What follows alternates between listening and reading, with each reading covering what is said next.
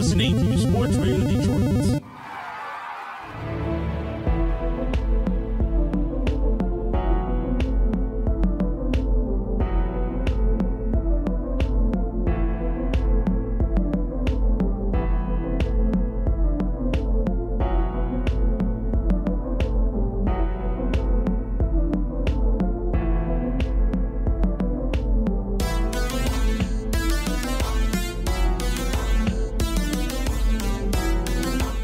Hello and welcome back to Grave Discussions.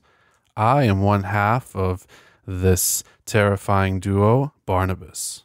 Samael, I am. Co-host of yours, I am. Welcome back to episode 44, A New Year of Fear. So this episode, we're going to talk about our expectations with horror in 2019. And then it's also a very special week for horror. It's the best week in horror, and it's hashtag 80s horror week. Started on Instagram. The dude who followed it was like Fulci Man something. Okay. And this has been a thing now for like, I think 4 years. Oh. So 3-4 years. So, we're just now hopping on the bandwagon since, we just hopped on the podcast bandwagon. So Yeah. now we're here. Yeah, I actually didn't even know about that at all, like that was a thing. So that's pretty awesome. Yeah, I follow some like horror collectors, and like they're like, well, since it's hashtag 80s horror week, I will be posting a daily photo of what I'm watching. And then I hopped on the trend. I watched Nightmares, and then I watched Sorority House Massacre. Spoiler alert, that's what we're talking about. Yeah, we're going to discuss that movie in today's Cult Corner. So I'm excited about it. I actually just watched it last night. Yes. But yeah, we're going to be bringing it back old school as we pretty much do every week. Yeah. Going to be talking about some 80s horror movies as well as ones that haven't even come out yet, future horror in 2019. So I'm pretty stoked because I have a lot of opinions on it, as I'm sure you do as well. So. Oh, yeah. Honestly, I'm the most excited for The Prodigy and It Chapter 2. Yeah. I'm curious to see the Child's Play. I'm not excited. Yeah, I would say about the same for me, but I'm going to go more in depth on it a little later on when we talk about it in our main segment. Oh, yeah. Yeah. So it's been a pretty busy week in horror. Oh, yeah. As I'm sure many of you are aware. This is the biggest thing that I saw on social media today. It just dropped yesterday, actually, the news. But if any of you, like me, have wanted Ghostbusters 3, it's coming. So who are you going to call? Ghostbusters. Terminator. Oh, yeah. I almost forgot the theme song because of the last shitty movie. Yeah, I know. But the first two movies were classics. Oh, yeah, of course. And Ghostbusters is like the go-to goofball ghost movie, Yeah, like, pretty much. who else are you going to watch on a Saturday morning besides the Stay Puft Marshmallow Man? Exactly. And even the animated series of Ghostbusters was good. I don't know if you remember it that much. Wasn't that on, was it UPN? Yeah, one of Or those was it CW? one of those weird channels that had like Dawson's Creek as well or something, And then Vampire Diaries now. Yeah.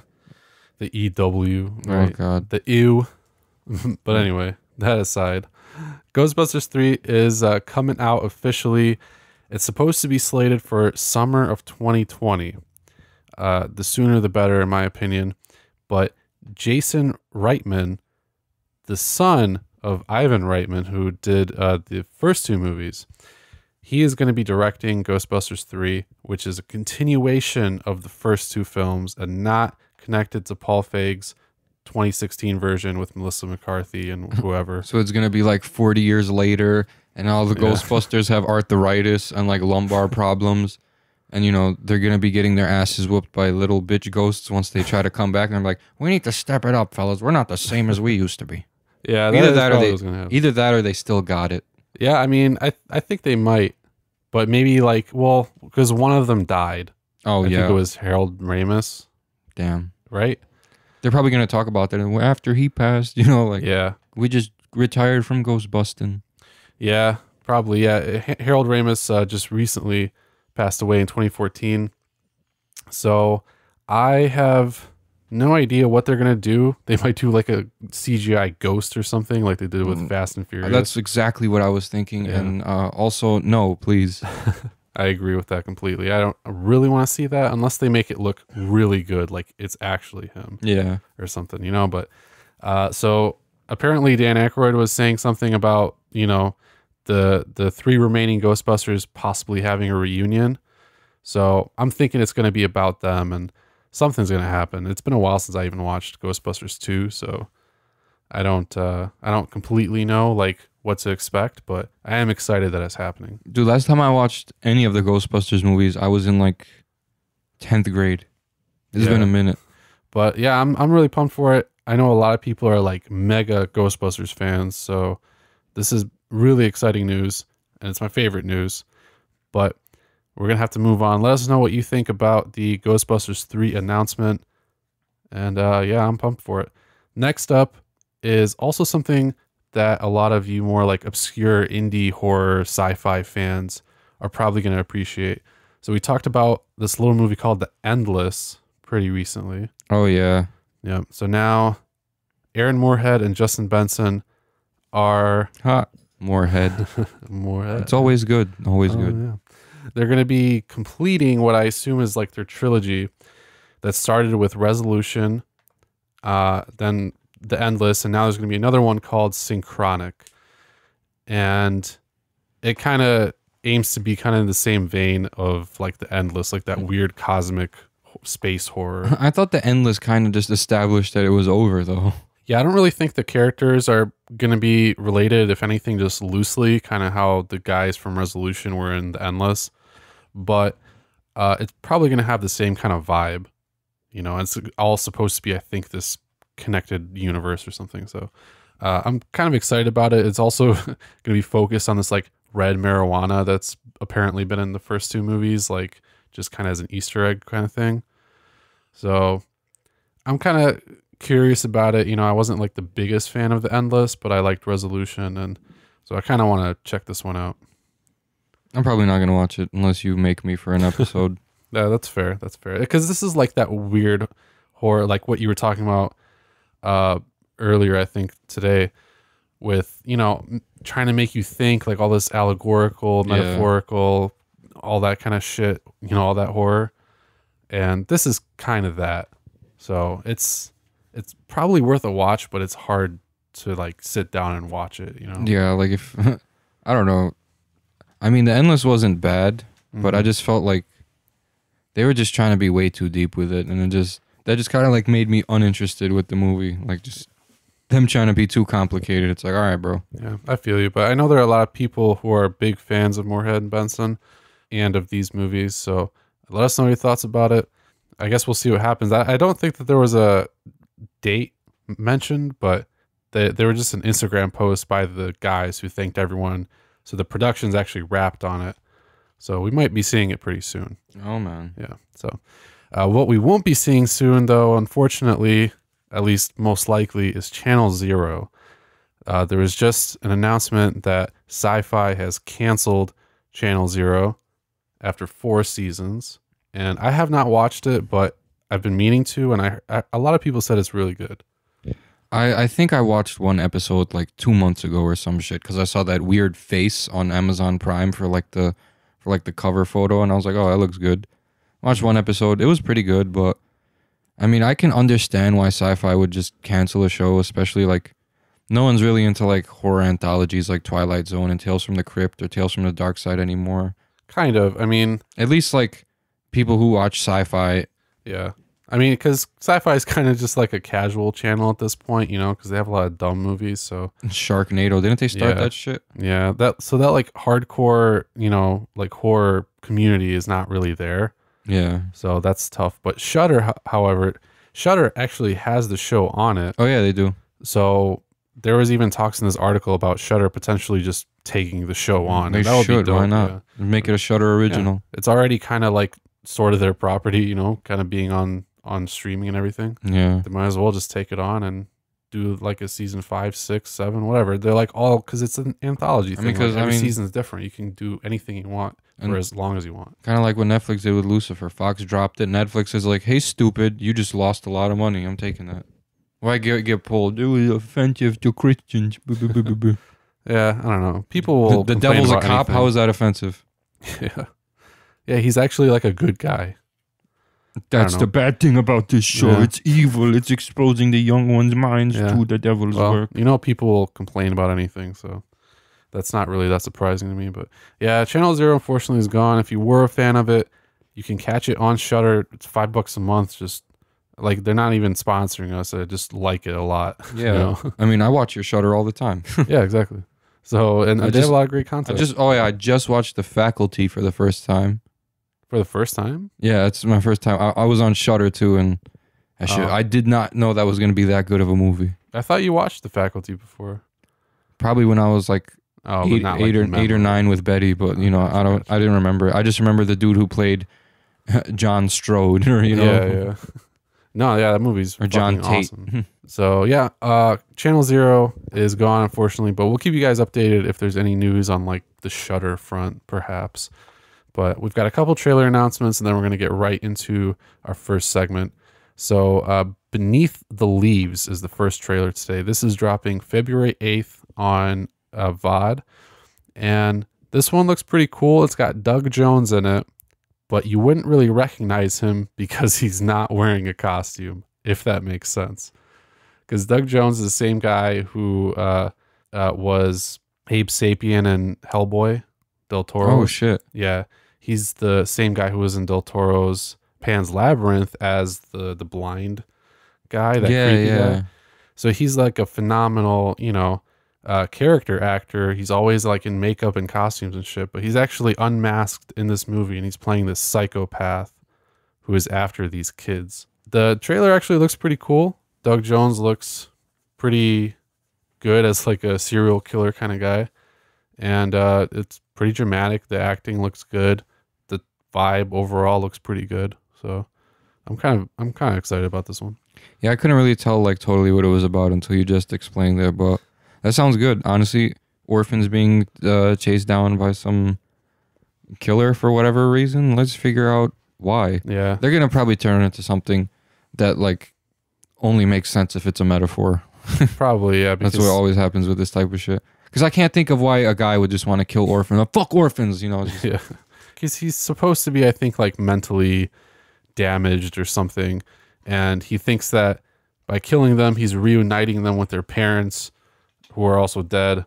That's why they're orphans. Something like that. It's just something really weird, and then like they escape, and then it's like 20 years later or something, and he's breaks out of prison or mental institution, whatever he was in, and he chases them down. So all of this sounds pretty good, but sounds like Halloween, but with a twist. Kind of, yeah. Every there's a crazy guy and he escaped. All right, Halloween.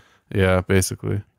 But it does actually look pretty good. I like the atmosphere, at least from what I saw in the trailer, and it didn't really give a lot away. So be on the lookout for that one. February 8th, you can rent it or buy it on digital. Next up is probably the craziest fucking trailer today, Velvet Buzzsaw. February 1st on Netflix. This one is pretty weird. Starring Jake Gyllenhaal. He's like a nerd and shit, and he's in an art gallery yelling at people, and then all of a sudden ghosts, and kind death. of, yeah. It was like started off as Wolf of Wall Street and then ended up being like Final Destination and Insidious. Yeah, this one had some buzz around it because it's, Jake Gyllenhaal. Yeah, it's Jake Gyllenhaal, Tilda Swinton, John Malkovich, who was just in Bird Box. This is a Netflix movie. All the pieces are there, and it looks crazy as shit on top of it. I think Jake Gyllenhaal's character is actually like a curator or something for this art gallery. So he's like an art snob. And yeah, basically they find like these paintings that they say have the souls of people in them, and so like the paintings fucking like come to life and attack them and stuff. It's actually like a really creative concept, and I'm glad it wasn't like an art snobby type movie. So this one actually looks really cool. Yeah, I'm pretty excited to see it. I saw the date, didn't know it was coming to Netflix, so now I can like not get up and go somewhere to watch it. It's perfect. Exactly, yeah. It's kind of weird what they started doing. Like they started advertising a lot of their movies like on Netflix and in select theaters. I don't know why you would go to the theater when you could just watch it on Netflix. Honestly, Yeah. Like I like going to the theater, but anyway, random rant. But that's coming out February 1st on Netflix. The last trailer we have for you guys is about this movie called The Golem, releasing February 4th on digital and on Blu-ray DVD. So this one comes from Dread Central, actually, like their film production thing. Mm-hmm. And it looks really cool. It's basically like the Jewish lore filled The Witch. That sounds like it would be even better. Yeah. So you saw the trailer. What did you think about this one? I thought it looked dope. I think it's gonna be better than The Witch because like it's about a fucking supernatural kid, and those are always the best fucking movies. I mean, The Omen, and then you had all the drama, not necessarily like showing the baby, but Rosemary's Baby, all like the cult shit that was going on, and that shit was fire. So I think this is gonna be like a little bit of The Witch mixed, The Witch and The Omen, basically. That's kind of what it looks like because. I mean, we're comparing it to The Witch, but you know, it doesn't have the same premise. Although it's still got like the feel, the similar feel, atmosphere, that period setting. You know, they basically look like pilgrims and everything, and it does have a religious undertones. But this one is different because you know there's all this mythology and everything about these golems. The original mythology, if I'm not mistaken, was something like you would be able to somehow like magically construct these things called golems from either like some kind of element or from like people. Like you could create life somehow with like a spell or something. You know? So this is basically about that like lore, that mythology, and it's bringing it to life in the form of like this little kid. And it looks pretty creepy. You know, I like the atmosphere from it. The cinematography looks good. The acting looks good. So I'm kind of pumped for this one. Oh yeah, we definitely got to watch that one and talk about it. I feel like it could be hit or miss though, as with all like the movies with great trailers. You know, the trailers always like make me skeptical. That's the thing. Yeah, but the trailer for me for this one did look a little more intense. Like it didn't look too much like it was gonna be one of those artsy fartsy like trying to make you think too much movies. Yeah. At least I hope not. If it's not that, I think it's gonna be pretty dope. So.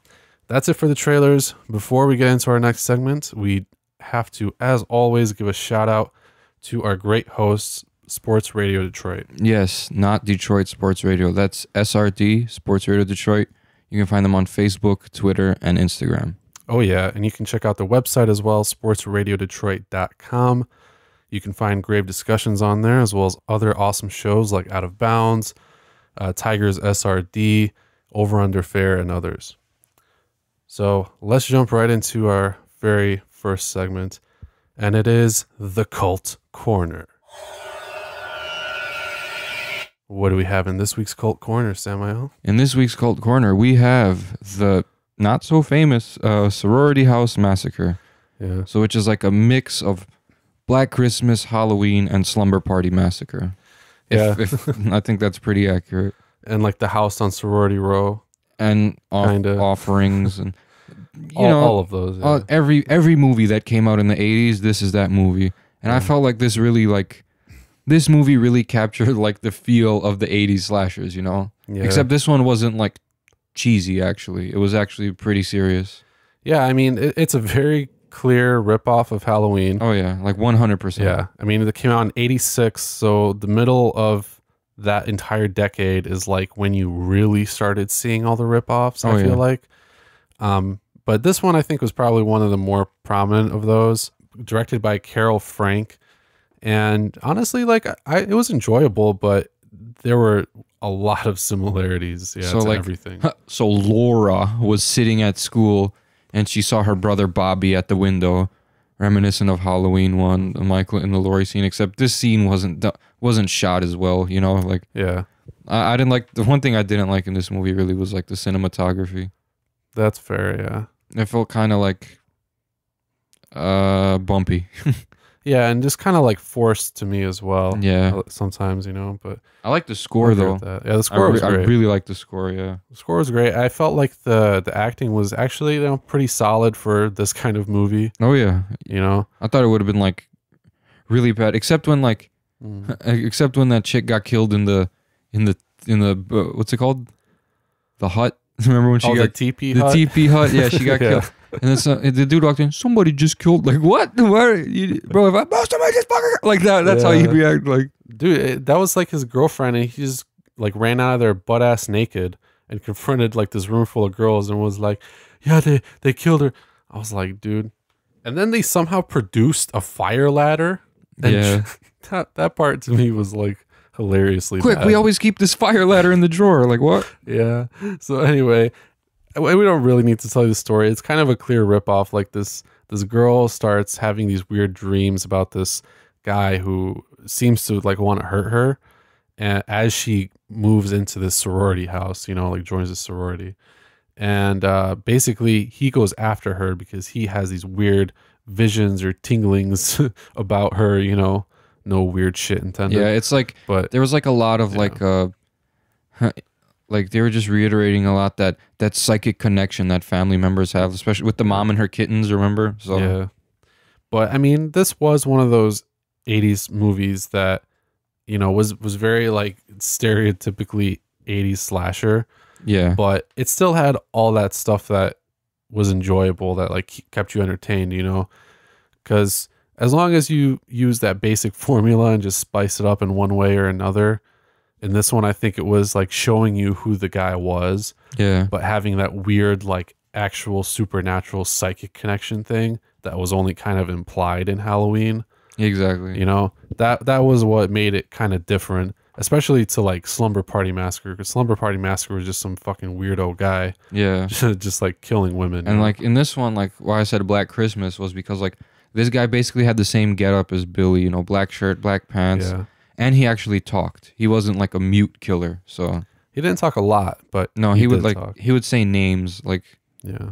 Weren't they like the names of his sisters or something? yeah that he killed. Yeah. It basically like he killed his whole family when he was younger, except for the one sister who grew up and like had a convenient memory block of that entire thing. Yeah. So that's essentially the movie, but it was still really enjoyable. I mean, it kept you on the edge of your seat. I felt like, Yeah. there was a lot that happened, and once they got to the house, is like really it was like nonstop. And yeah, once he showed up, that's when shit started getting fucking crazy. I mean, Yeah. the kills looked legit because like they didn't like use like fake body parts and make it look super obvious. Like it just showed the knife going in and then blood. It actually looked like I liked the effects because like they weren't when complex at all, and it looked legit. when he killed Tracy, I think was her name, the one in the teepee hut. Yeah. When he stabbed her in the chest, that looked like kind of real. Yeah.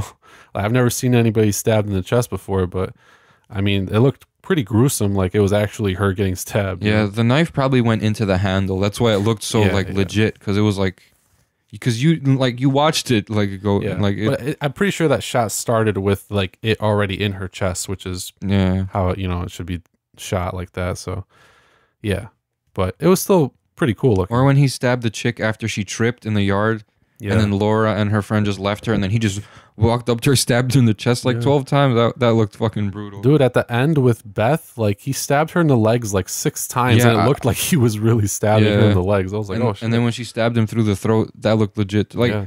dude, like, props to like the special effects guy for this movie. Cause Yeah. like, I have a like, if this movie was more original, I think people would have liked it. But like, it's a good 80s slasher. It's Yeah. weird to say that it's good, but it's a good movie. No, it was. I mean, but yeah, even like the whole the poster had this guy just looking in on this like sorority chick getting undressed, but in reality, like that's not really a ton about like what the movie's about. That looks more like what's that one movie? Is it like Someone's Watching Me maybe or No, something? no, Or- it's like a I think I know what you're Animal talking House. about. You ever watch Oh, Animal yeah. House where he's staring at the chick's titties while she's changing, and Yeah, then he just yeah, falls off the ladder? That's what that looks like. Kind of. I just yeah. watched that yesterday.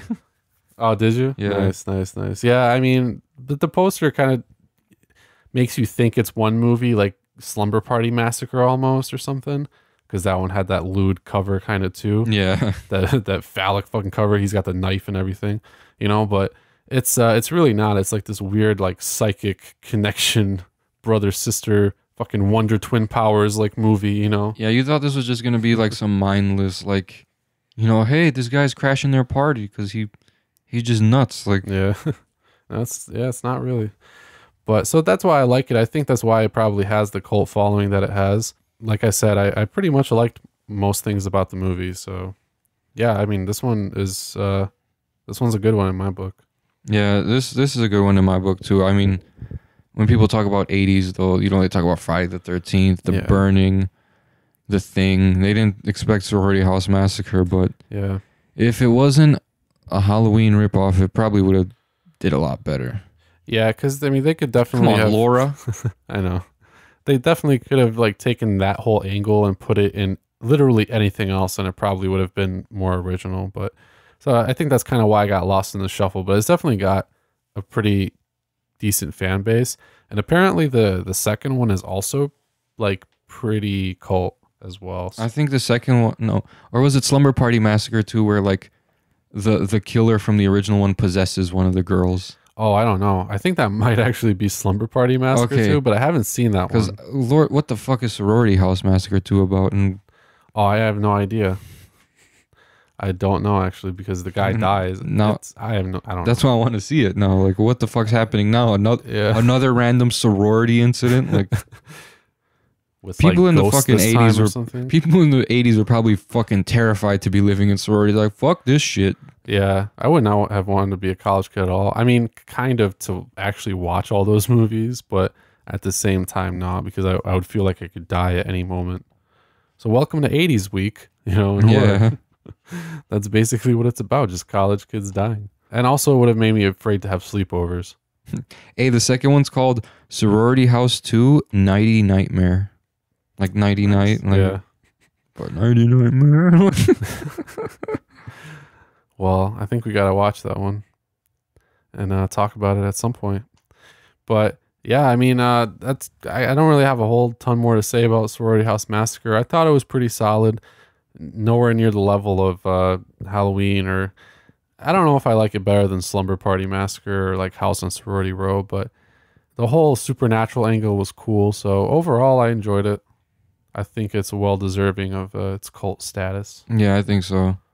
I just wish more people knew about that shit. At least like people who are like 80s people, because Yeah. a lot of them don't. Yeah, that's true. This is probably one of like the more obscure titles that we've talked about on this segment.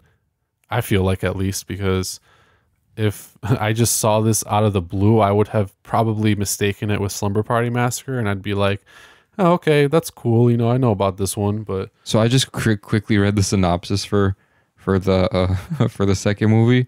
They play with the Ouija board, and one of them gets possessed by the previous.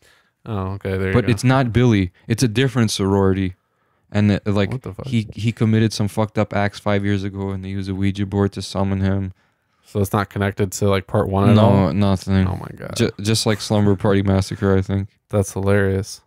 I don't know, because you know what? These guys had like probably all these ideas, but what they did is they like put them first in a shell that they knew was going to make money, or was going to be easy at least, Oh yeah. because that was like the trend at that time. And then in part two, they were like, hey, you know what? What if we bring back the protagonist from the original, but we have her fight like a robotic T-Rex that Yeah. can shoot laser beams out of his Dude. eyes? Like, what? Speaking of these massacre sequels, listen to Slumber Party Massacre 2. Just listen to the quick synopsis. All right. Courtney Bates, the younger sister of Valerie, and her friends go to the condo for a weekend getaway, but Courtney can't get rid of the somehow she has this. She has a haunting feeling that a supernatural rockabilly driller killer is coming to murder them all. Yeah, I saw the poster. It's like he's got the drill, like the long drill from part one, but it's attached to a fucking like guitar, like a heavy metal type guitar, Oh my god. I was like, why? Oh my god. People in the 80s were fucking nuts, man. That's why. They weren't nuts. They just were really not creative. Yeah, that's true. That is true as well. There's a Slumber Party Massacre 3, I think. I believe you're right about that, yeah. But I can't even find it on Google. Like they're like, no, that's not real. I think it's like a combo pack with part two or something like that. I've seen it on Amazon. Yeah, it's before. like $60 or something. Yeah, I don't know. But anyway, this movie was pretty dope. Apparently it spawned a pretty weird sequel, but Yeah. that's 80s for you. Yeah, they always have like all right, how about I swear, I think they were just on cocaine and writing film scripts. Probably, Like, yeah. it was bad. Well, that's pretty much all I had to say about Sorority House Massacre. Yeah, same. Go watch it. For sure. You can actually find it on Amazon Prime if you are subscribed to that service. Before we move on to our next segment, we do just have to give a quick shout out to some other awesome shows on the Sports Radio Detroit network. Hey, what's up, everybody? This is Jeremy Bryant. Catch me, E, and Brian on Pearson's Piece, 8 to 9 a.m. on Sports Radio Detroit Network, CRB, on Spotify, iTunes, anywhere else you can find podcasting.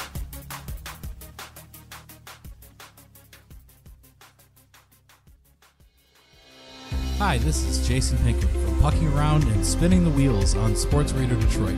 Check us out every Sunday over on the SRD Hockey feed on Spotify, TuneIn Radio, Podbean, iTunes, and Stitcher. That's SRD Hockey in your search bar. New episodes every week.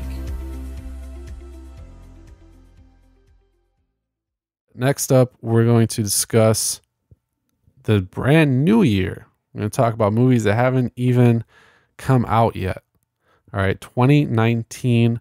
Now, last year was actually, in my opinion, a really awesome year for horror movies. Oh, yeah. You know, we saw stuff like Hereditary, The Strangers Pray at Night, Mandy, just a ton of like really, really solid movies. Summer of '84. Summer of '84, that was the best. Oh, yeah.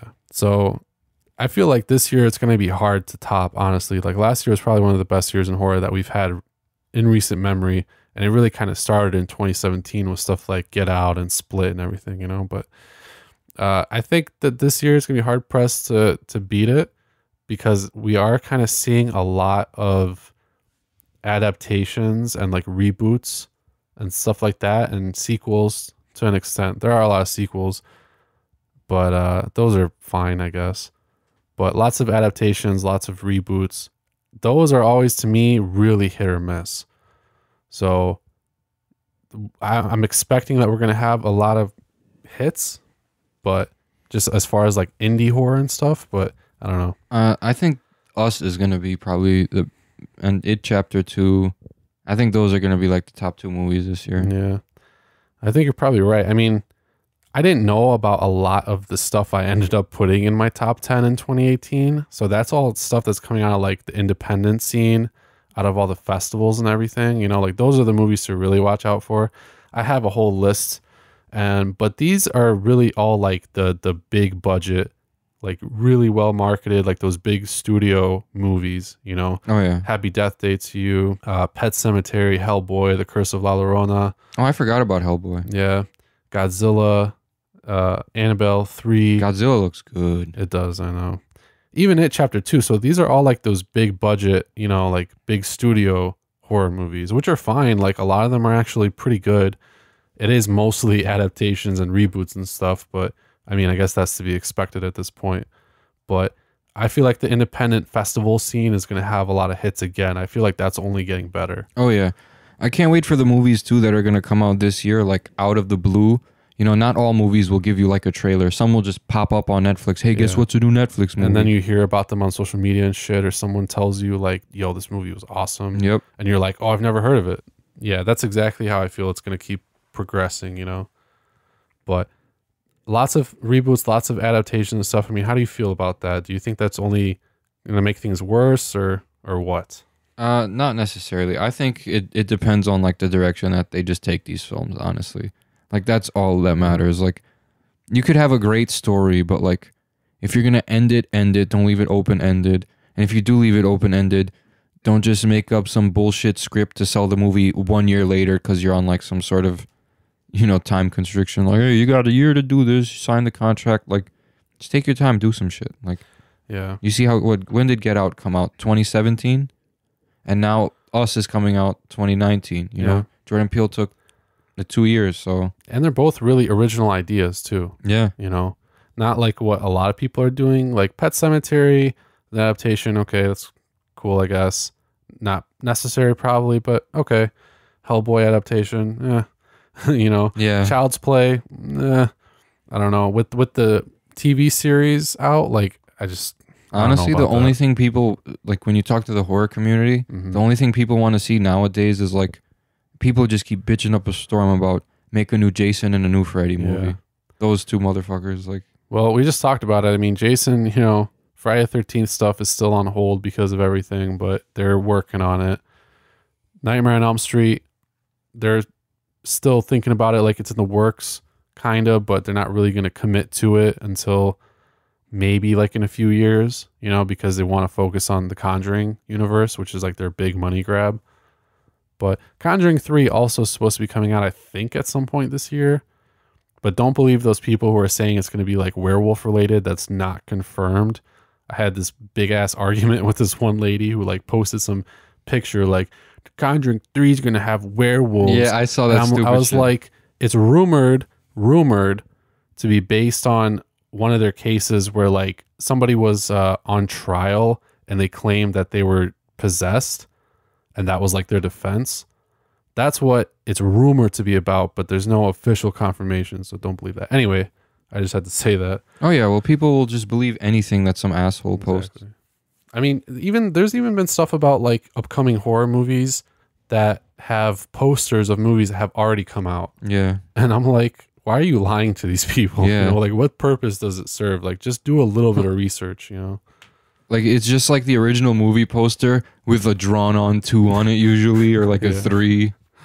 Exactly. Who's excited for The Conjuring 3? And it showed the Conjuring 1 Blu-ray poster with a 3 next to it, Yeah. you know, with her looking through like the, like it was just so fucking stupid. People are just stupid. That's it. But anyway. People are just gullible. Yeah. There is a new Grudge reboot also coming out. I think we talked about it. Yeah. Scary Stories to Tell in the Dark movie coming out, which I am excited for very much. You know, this is one I feel like that's okay. Like it was a kid's book somehow when we were younger, you know? Yeah. And now it's becoming a horror movie. So I Ooh. think that's cool. But Hold on. This is actually what I'm waiting for this year. I just read your list. Yep. Stranger Things season 3. Yeah. That's like what I'm waiting for the most. I'm honestly probably waiting for Godzilla. And Scary Stories to Tell in the Dark. Yeah. It Chapter 2 and Stranger Things season 3. Are you afraid of the dark movie? Yep. Isn't it weird? Like when we start talking about these old movies, they start popping up on Blu-ray and re-release. It's like we're calling it. Like I think everyone in like the community felt like the nostalgia at like the same time. It's weird. Probably, yeah. I mean, hey, we are the consciousness. Yes. So it makes complete sense. But a couple other cool things that we'd be remiss not to talk about. Zombieland 2. Zombieland 2 is Holy coming shit, out. dude. It's been so long since that movie came I am out. really excited for that. 3 from Hell. 3 from Hell. It's going to complete the trilogy. Then I can grab that Blu-ray and own the 3 good movies that Rob Zombie has. I agree. I actually am excited for it. Lords of Salem was actually like not It bad. was weird as fuck. It was weird, but it wasn't bad. It made me feel very uneasy though. Like I mean, when they were like jacking off or whatever, I was like, you know, Rob Zombie, you need to chill out a little bit, okay? But overall, I thought it was really creepy and effective. yeah, you know? it was. So like honestly, House of a Thousand Corpses, Devil's Rejects, Yeah. and then Lords of Salem was good. I haven't seen 31, so I can't say anything about it. It was meh. It was average. Was it? Yeah. I mean, it's way better than like Halloween 2, but Oh, because 1 wasn't. but it was Actually, Halloween 1 was good too. His like take on it. yeah. But I mean, there are a lot of like Rob Zombie fans out there, so 3 from Hell is actually like I feel like one of the horror community's most anticipated films this year. I think if it keeps the attitude of like the first 2 films, I think it's going to be good. I think it's gonna be like a straight up splatter film. Yeah. I hope that it's like the Hills Have Eyes remake of this generation, like that kind of movie. I hope so. Yeah. You know, I Because think that's it has that actually that's one of the only remakes where I like it better than the original, honestly. same. Yeah. Because the old one's just like, Yeah. I like The Last House on the Left remake better than the original too. yeah, the original was just, It was, I don't know, I didn't like it. I don't like those exploitation rape films. So to me, that's not horror. That's like a drama movie. You know, it's horrific. I just don't. That's not the kind of horror I like. Yeah, I feel you. But yeah, we did talk about a bunch of them. I don't really know what to expect from, the non-Hollywood side of things really in horror this year. But at least in 2018, we saw a lot of these upward trends of, like that family-based horror, the psychological horror, Yeah. all that stuff that really makes you think, even with stuff like A Dark Song, Now everyone's gonna stuff like that. look what Quiet Place did.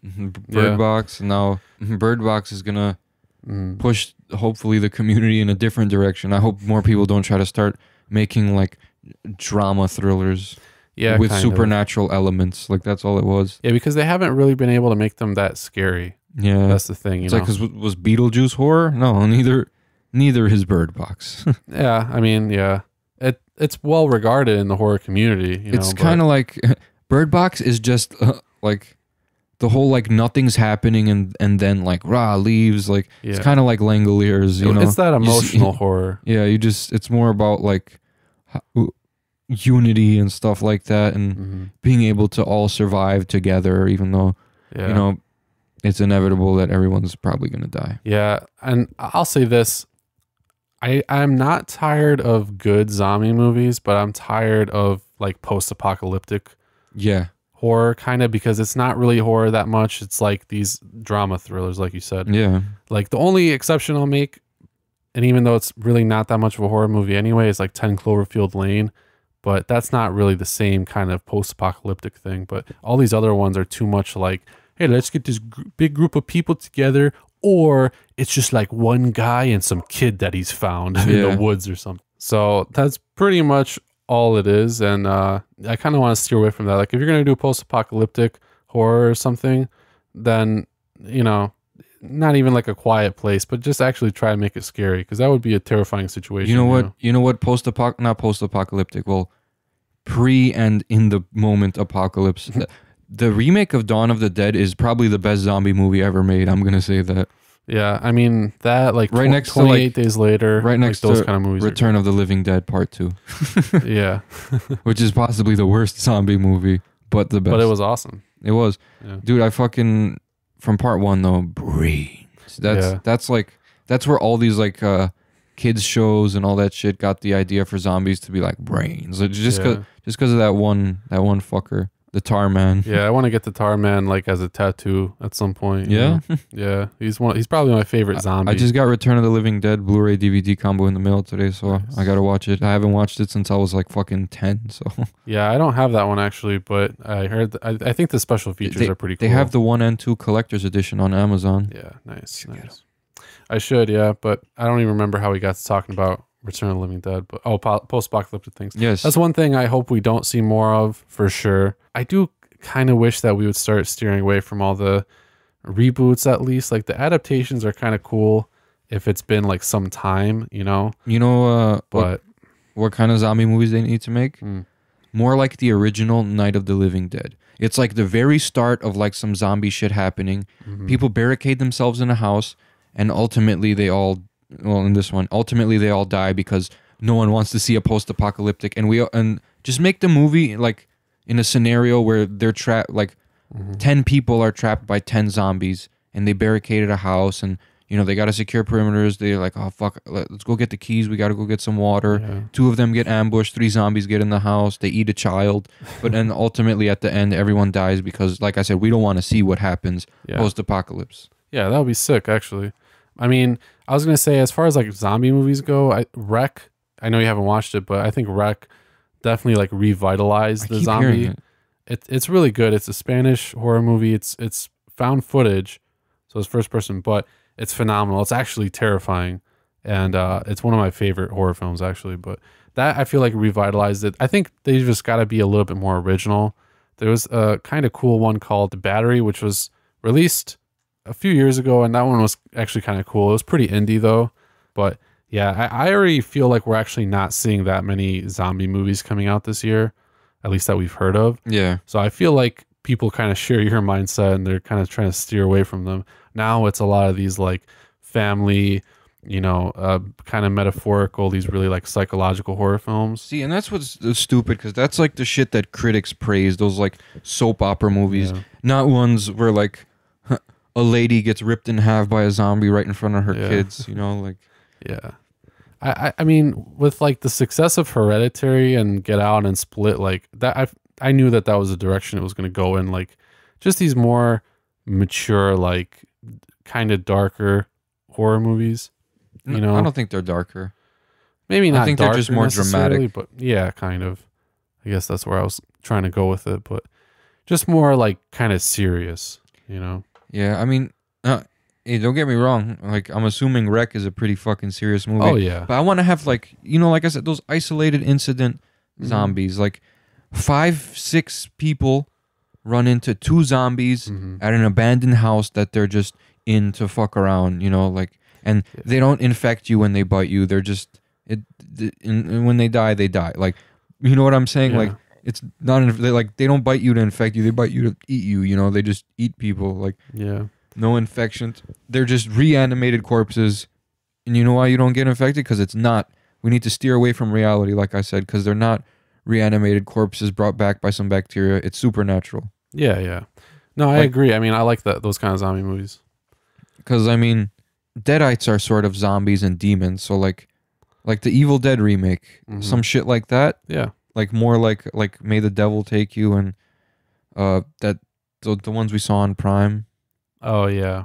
So, I don't know, make it something like that. Like, we're tired of, like, there's an infection. Dude, they've been doing that since the 1960s. Like, I agree. Rec wasn't really like that, actually. There's kind of this weird religious angle to it. You'll see, but it's pretty innovative. But yeah, no, I if we do see more zombie movies, I hope they do kind of start taking those more creative routes. But I was also gonna say, with all the like psychological, like more like serious stuff, you know, or that stuff that wants to make you like think anyway, I guess is what I'm trying to get at. Like, that stuff is cool and all, but I feel like people are eventually just going to get really burned out by it. yeah. So we need to see more movies like Mandy. I feel like that. I think that's why it was a huge success. It was kind of on like the spectrum anyway, like the total opposite of Hereditary, because it was just this like big acid trip of a movie. And it was literally, the plot was like this guy, his girlfriend gets taken by this weird hippie cult and he goes to like take revenge and kill them all. Like, it's not this whole big overarching thing like Hereditary about this whole family and all of this crazy shit that happens, you know. This is like one thing that happened. Like we talked about with the Possession of Hannah Grace, those isolated, it's all happening here. This is not a 3 weeks later type of fucking movie. Yeah. I think those are the most interesting movies. I don't want to see like what goes on in the span of 8 weeks during a haunting. I want to see what happens in 2 hours real time. You know what I'm saying? Like, yeah, I feel you. I mean, or like one day, like just one day. Yeah. I think those movies are just like the most creative, you know, too, because you can kind of do whatever you want and you don't have to have all this other shit to like expand on characters or just unnecessary things like that, you know. Those movies are cool and all if they're really done well, but yeah, in general, I like the stuff like, okay, I just watched Howl again recently. Like, this is not one that's very well known, but I think I might have told you about it. It was 2015. It was a British movie, and it was just literally about these people on this train. The train like crashes or something happens, you know, and stops. And then they discover there's a werewolf that's attacking them, and they have to survive the werewolf. Oh shit! But the practical effects were awesome. The whole setting and the vibe were great because like there wasn't a lot to think about. Like, it was just them on this crash train trying to survive this like werewolf that came out all of a sudden. Yeah, you see, know? but like, that's kind of cool. What movies would do now though is you'd kill one werewolf, right, and then his whole clan would come, and then the people would run away, and then the mother would be holding the child. It's gonna be okay, Timmy. They're not gonna rip you to shreds, and Yeah. that's what it would become, a soap opera. Yeah. I'm tired of this preachy horror. It really kind of is like that. Even stuff like Apostle and stuff like that, I kind of felt was kind of like that, you know? Yeah. I mean, I feel like Netflix and A24 are kind of the big ones doing it, and they're really at the forefront. So, I mean, I guess people must like it, but I feel like Shudder is kind of leading the way with like the really kind of innovative horror right now, as far as like those kind of producers and content creators kind of things, you know. But in Hollywood, I feel like it's not really there, and they've hooked a trend, and now they're like gonna milk it, you know, at least for a few years. Oh yeah, because at least every decade or half decade has like one big trend, and I feel like that's gonna be at least until like 2020 or the early 20s, you know. Yeah, because right now we just got past the family issues / haunted house / possession / demon in the house, you know, like basically anything from Paranormal Activity, Insidious, The Conjuring, Babadook. The Possession, Babadook. Drag Me to Hell was something completely different, and that's why that movie's I think it's better than all those. Yeah. That one was just, I mean, it's Sam Raimi, so Yeah, he's you a know, fucking monster. he is for sure. But yeah, I agree. I mean, I think that that's kind of where we're at right now. I don't really know like what else to expect from this year. We're gonna see that. We're gonna see just a bunch of adaptations and reboots that are also trying to be probably like a little too serious. Yeah. And in 2020, I mean, shit, who knows?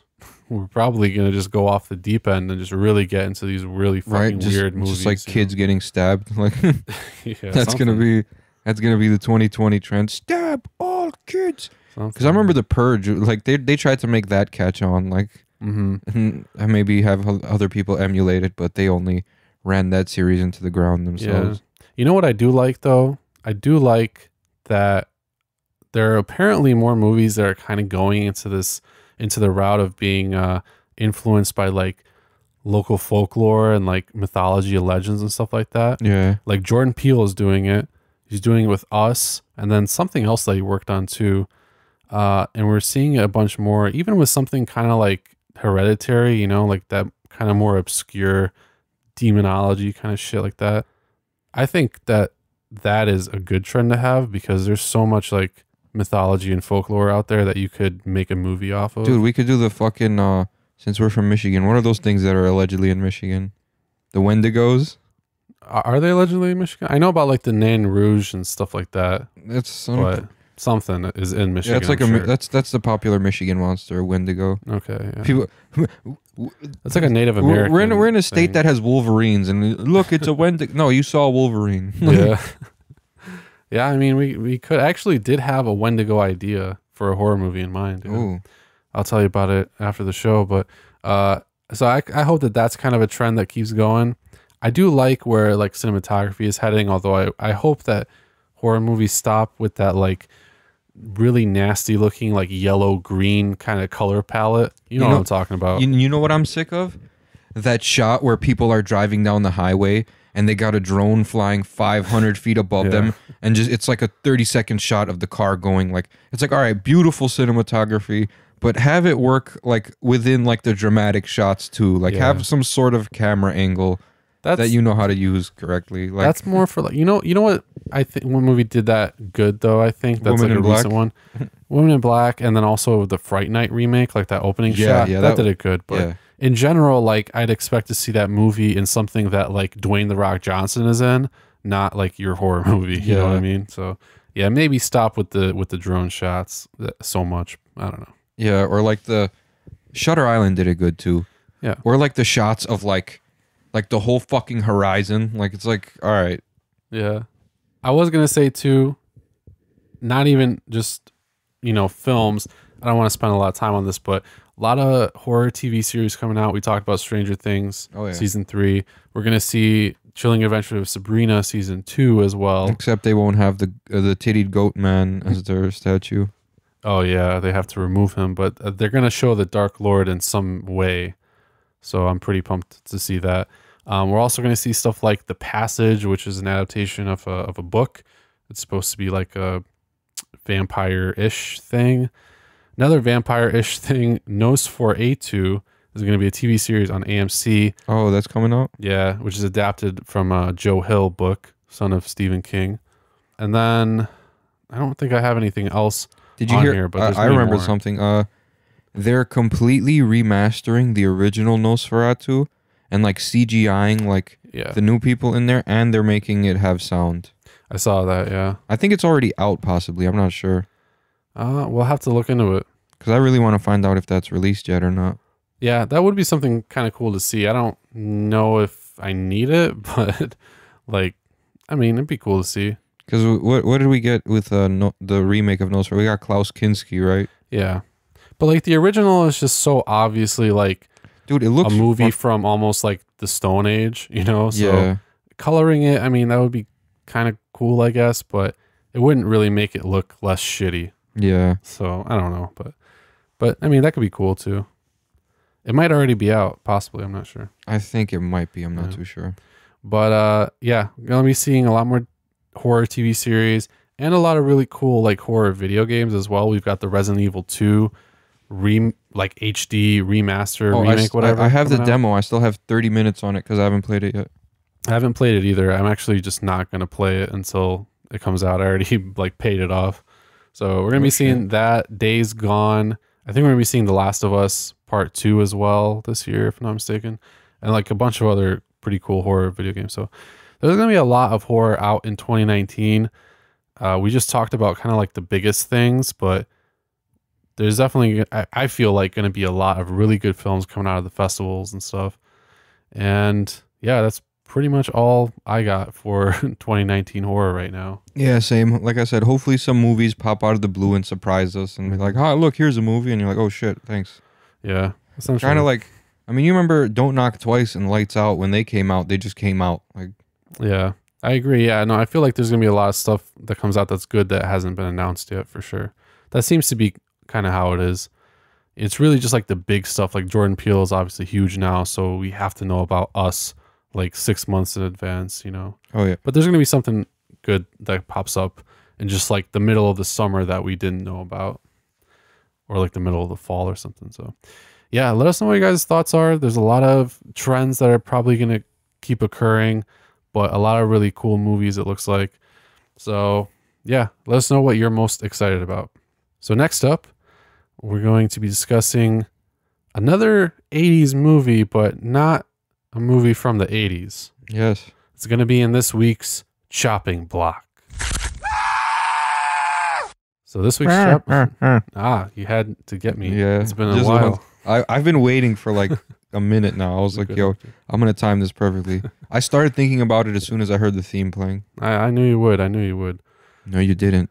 As evident to what just happened. Well, I kind of was expecting it. Hindsight bias. Hindsight bias. We're going to be talking this week about Lost After Dark. So this movie actually came out in 2015. Yeah. You know how I found out about it? I just typed in horror Blu-ray on Amazon Prime, and I found this one for like, I think like $12. Okay. And I really liked the cover because it was just some dude holding like a cleaver, like a cleaver, and there's just like 6 kids in the background or 7, and then he just staring at them from a distance. I was like, that kind of looks like the 1981 Alone in the Dark with Donald Pleasance. Like it was like almost the exact same like cover. So I was like, yo, yeah, let's check this out. And then I Googled it, and then like I read all the stuff about the people being named after famous people in horror, like Laurie and John, Toby, you know, and I was like, you know, this is pretty interesting. Let's see where this goes. And it was just basically like not even a love letter. Like you just sent, it's like sending your dick in the mail. Like that's what this was. Like it was just like, fucking love 80s horror. Except, spoiler alert, the first girl that the camera is on is not the final girl. Yeah. That's what threw me off the most. Like that's what threw me off when I was watching it. Like she was running toward, spoiler alert, Toby, and then he was just like whack, and then it was just like I was like, she's probably working with him, but then it's like no, she's dead, dead as fuck. I mean, it kind of implies that either her or her like best friend or whatever, that chick, like could be the final girl possibly, but it definitely, she's like the innocent one, like trying to get. She likes that one guy, but she's like kind of, you know, not really evident with it. Look what happened though. Look, this is why she died, right? She made out with that fucker, right, in the house.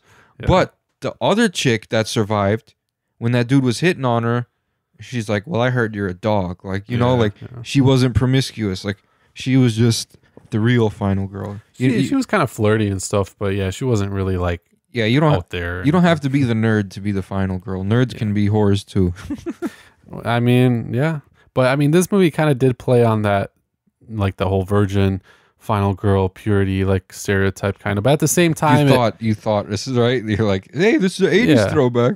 Yeah. I like the graininess in the film too. I think they used actual film to record this. I want to say that it was an effect on this one because when you look at like The House of the Devil in comparison, I feel like that one looked more actually, like an 80s movie. But so I think they actually filmed on film. But I don't know. This might have too. Like maybe it did seem like that grainy effect because like it would have like the same little flicker at the bottom right. It was just like a little slash that would pop up. You know, like the pre-cigarette burns. Right. I mean, yeah, no, it definitely did. I noticed it at some of the darker scenes, like more so than the rest of the movie. But yeah, it looked the part for sure. I mean, all the wardrobe and everything I felt like was pretty on point. The T-1000 is in here too. Yeah, he is. Robert Patrick. Every time he is plays a in- movie with teenagers, he's always like an authority figure. In The Faculty, he was the gym coach, and now he's moved up to vice principal after being, brainwashed by aliens. He's gonna be like the president in some movie. Yeah, he is. Eventually, like when he's 99, probably. The bad guys go good. Yeah. I mean, he wasn't really a bad guy in this movie either. Like, he ended up almost being a hero. No spoilers. Remember, but you son of a bitch, I was in Nam. That was fucking weird. yeah, he plays like the vice principal who's really harsh because he's like a grizzled like vet or whatever. He probably has like major PTSD and depression, but that's basically his character. It is kind of hilarious. And then like the group of kids, they were all right, I guess, but I didn't like particularly care about any of them. John was like the alpha male douchebag. Yeah. Then they had like the token black dude with the afro. Like they had to add that in. With that really fake looking afro. Yeah, like it looked like a Party City afro. Yeah. That you can get. They had like the alpha male's girlfriend who's just always a fucking idiot for whatever reason. And like you got the dog that she snuck in her purse. Forgot Some that. fucking Paris Hilton type shit. Who else do we have? You had the fat dude. You had the nerdy girls, the guy she's going after, the jock, the nice jock for whatever reason. Yeah, that like the nice kind, guy, yeah. the kind jock. He was. I'm pretty sure he was like the quarterback. Yeah, But he definitely was not like the stereotypical, fucking quarterback all-star douchebag. like the 80s. Any guy in 1980s slashers that wore a jacket. Yeah, like a Letterman jacket. Like a or Letterman whatever. jacket. At some point in the movie, they would like use something as like a prop for their head, like a fake skull, and they'd be like, woo, blah, blah, blah, Yeah. and they do some stupid fucking shit like that. That was just like, oh, you look how zany he is, like. That's like that guy too that would like use one of the nerdy kids as like a human shield or some shit like that, or just bully them into oblivion. Yeah, so I mean, this movie had stereotypes and then also kind of played against them, which is interesting. Yeah, to it me, did. because there's actually, there are a lot of really cool death scenes, and not particularly innovative, my but God. they were pretty brutal. The Fulci one, Yeah, the Fulci homage, the homage. Yeah. the eyeball. I'm surprised they threw it all the way back to that. Yeah, bro, whole that's like. things. I just got that movie too. Yeah, you'll see. I mean, the actual scene is like crazy. Oh fuck. Yeah, it'll probably make you uneasy for sure. Nice. But that was a cool death scene. So I mean, they weren't fantastic, but I thought that the practical effects were good. Like the gore was pretty good. It wasn't excessive, but it was still like, oh shit, like that one where he takes that one like gardening thing and like fucks up that dude or chick's back. I don't remember who he killed. It was the jock dude. Yeah. That was pretty cool. I didn't expect. I think it's called a post puncher or some shit. Like I don't know. Yeah, it was one of those like farming things. It was just it was like the drill from Slumber Party Massacre, basically. So that was pretty cool. I mean, overall, I liked all of those elements. The What'd practical you effects. And everything, think about the killer though? The killer though? They could have picked something better. Yeah, it was like a little too cliche for me. And he was like somehow, of course, invincible, and it was just some like random hillbilly guy. He's probably like suggested, like Bilal said, he was probably just some hippie who took a bad batch of LSD. Now he's fucking nuts. I mean, I did like though that they didn't make him well, I don't want to spoil it too much, but he wasn't like that much of a larger picture, like as far as like the characters are concerned. Yeah. It was just kind of like this cool like legend thing. Yeah, exactly. Kind of like almost like Madman almost. Yeah, that's kind of what it was like. Yeah. So I did did like Madman. that. That dude was fucking big as shit. Oh yeah, no, He's like a the giant Madman Santa killer Claus. He was way better. Oh yeah, because he was like a giant Yeti thing. He's probably the scariest 80s fucking killer. I agree. Oh, have you ever seen Cellar Dweller? No, but I know about it. I got it. So that's Nice. another. That's a monster though, not a slasher. So, Yeah. but he does slash people with his. Oh, I guess it counts. Yeah. Yeah, kind As of. long as they slash. So technically, if you commit the act of slashing, then you can be a slasher. Pumpkinhead. Yeah, yeah. Anyway, I did not like the killer that much, but I like the way that they like introduced him into the story. I just think like he could have been a little cooler. Yeah. You know? I like the kills though. Yeah. I didn't like how spoiler alert, so just cover your shit for like the next 5 seconds. He didn't die after being shot. Yeah. Like- That's what I'm saying. Like I think they tried to introduce the whole like, you know, You can Freddy, Jason, Michael Yeah. thing into it, but I don't think it was that effective in this one. No. So there were definitely some parts of it that were questionable, but overall, it was a fun movie. Yeah, it was. You know? I really enjoyed it. I thought it was like an effective 80s throwback. And I felt like it could have worked as a even if it was like modern day, it would work really well. yeah, I I mean, mean, just be like, hey, look, it's your stereotypical like the Redwood Massacre. Look, here's a house. Let's go there. We probably shouldn't. Death. Like, though I will say, to be honest, I'm already kind of envisioning that, and I don't think I would have liked it better than this. Just because I already kind Yeah. of know how like the color palette is gonna look. You know, it's just that really like dull kind of yellowish, brownish kind of. blue should Really be just- always the go-to. Yeah, 80s just shitty modern clothing.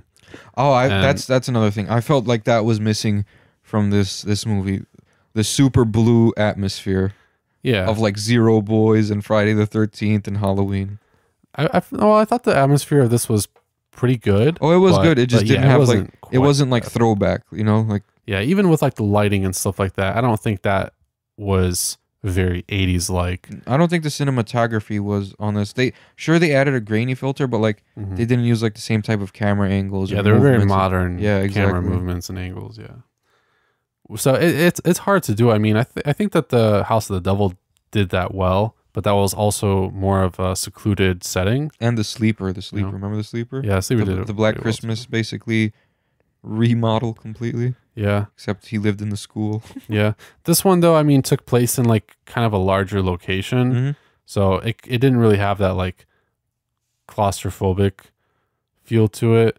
So they didn't really light it as well as they probably could have. And that also kind of detracts from having that like cool blue atmosphere. You know, Yeah. they didn't really have like lots of choices.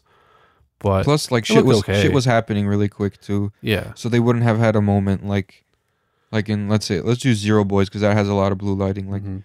when they're just like the two hillbillies are just standing out in the open and they got that camera shot coming in on them and people are exploring the barn and shit. Mhm.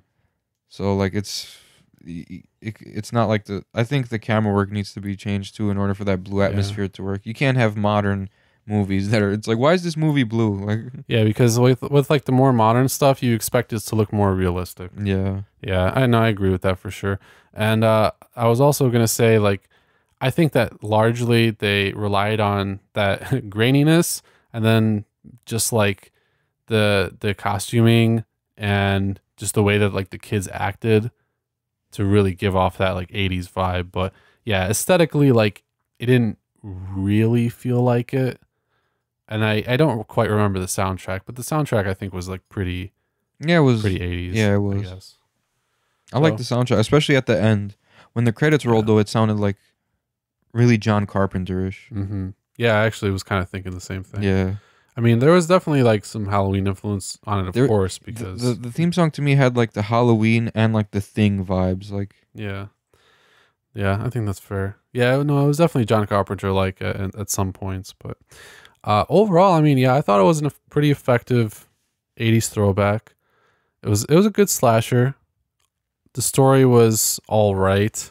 The acting was pretty okay.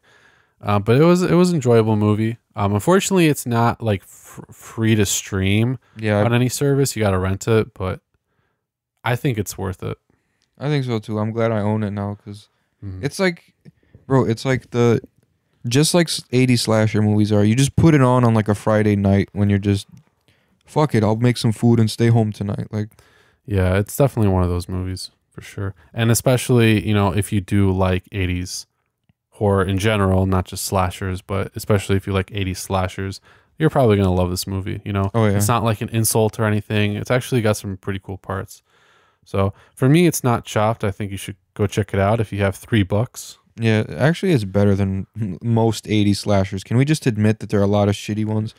Just because Friday the 13th, The Burning, Madman, Halloween 2, and like Slumber Party Massacre and Sorority House Massacre, those are basically all the good slashers. And then the rest are just like...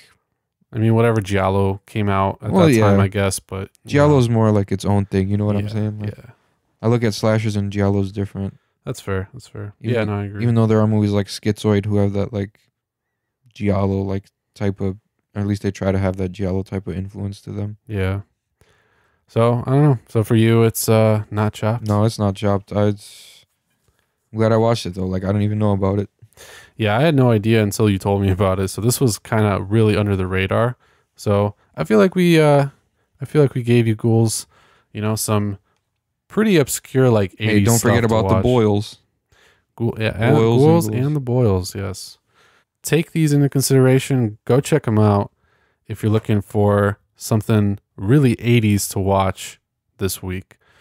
And go on Instagram, you know, share our stuff, support us, and you can hashtag 80s Horror Week. And we mean support us not by buying anything. We just mean like, hey, check us out.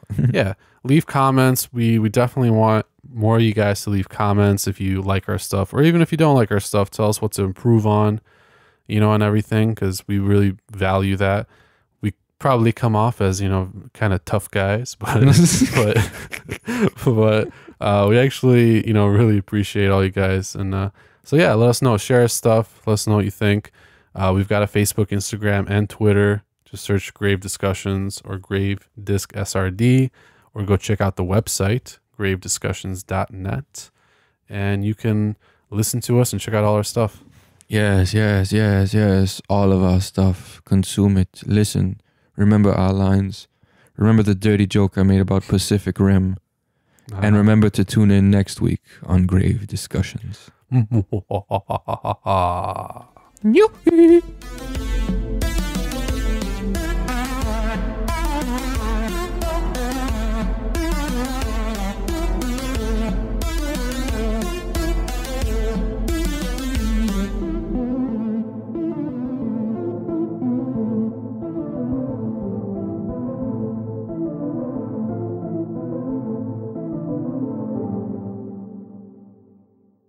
This has been an SRD production.